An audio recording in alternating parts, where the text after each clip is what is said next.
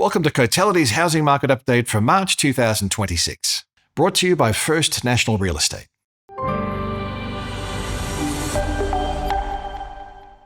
Two months into 2026, and we're seeing housing values continue to rise, but at a slower pace and with a clear divergence in trends. The national headline of a 0.8% rise in February masks some very different trends playing out across the cities and across the regions of Australia.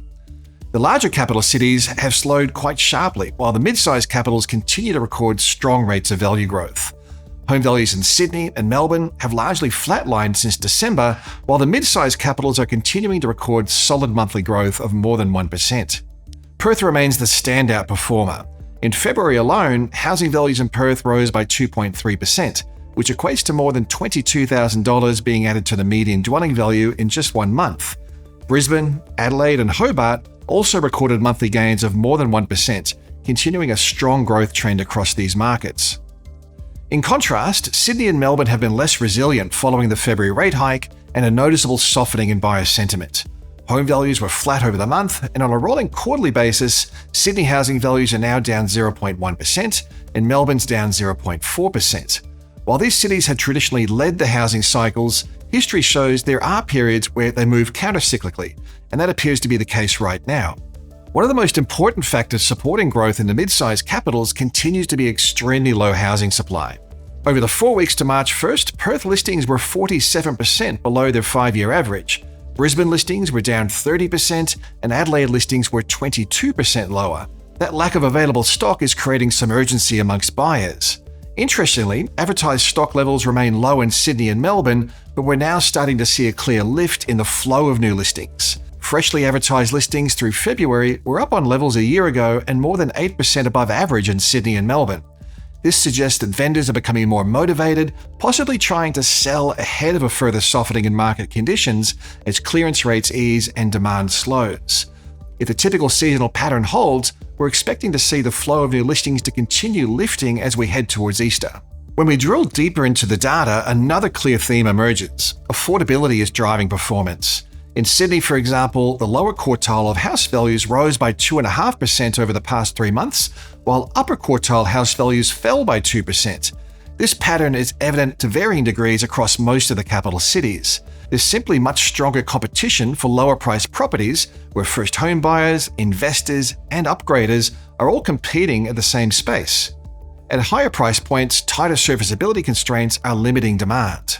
We're seeing a similar trend across regional markets, where dwelling values are up 3.2% over the past 3 months across the combined regional areas of Australia, compared with a 1.8% rise in capital city values.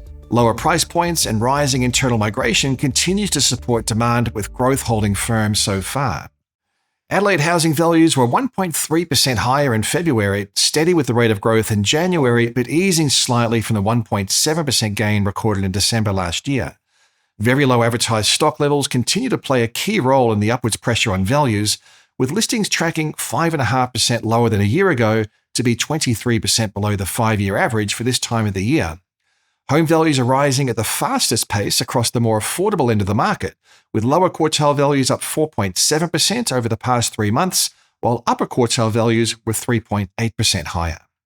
To wrap things up, Australian housing outcomes are likely to be increasingly diverse through 2026, but broadly we are expecting some upwards pressure on housing prices to lose momentum as demand-side pressures ease and supply shows a gradual rise.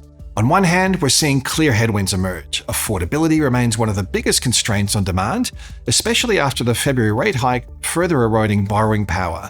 Loan sizes are high, serviceability buffers create a higher barrier to access credit, and wages are going backwards once you adjust for inflation. At the same time, population growth has normalized, consumer sentiment has softened, and regulatory settings have become a little bit more restrictive at the margins, all of which point to more cautious behavior from buyers, particularly at the higher value end of the market. But that's only one side of the story. There are still some important tailwinds supporting housing values.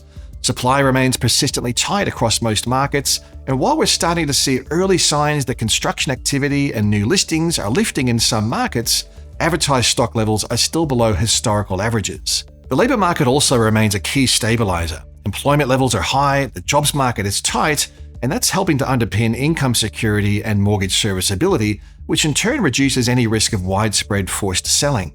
Targeted policy support, like the 5% deposit guarantee, is also continuing to support demand, particularly from first home buyers in more affordable segments of the market. Overall, the housing market looks finely balanced. We still see some scope for further upwards pressure on housing values, but growth is likely to moderate and become increasingly uneven. The strongest conditions are likely to remain concentrated at the lower end of the market, where competition is most concentrated and affordability thresholds are less binding. In contrast, higher price segments are likely to see softer outcomes as serviceability constraints continue to limit the depth of demand. That points to a market that's becoming increasingly segmented, with affordability and access to credit playing an increasingly important role in shaping outcomes. If we're right and the market is set to slow further, sellers will need to be realistic about their pricing expectations. For buyers, although housing affordability remains stretched, a slowdown in price growth and a pickup in listings should help to ease some of the urgency that's been apparent to different extents from region to region over the past few years. As always, you can keep up to date with all the housing trends at the insights pages of the Cotality website.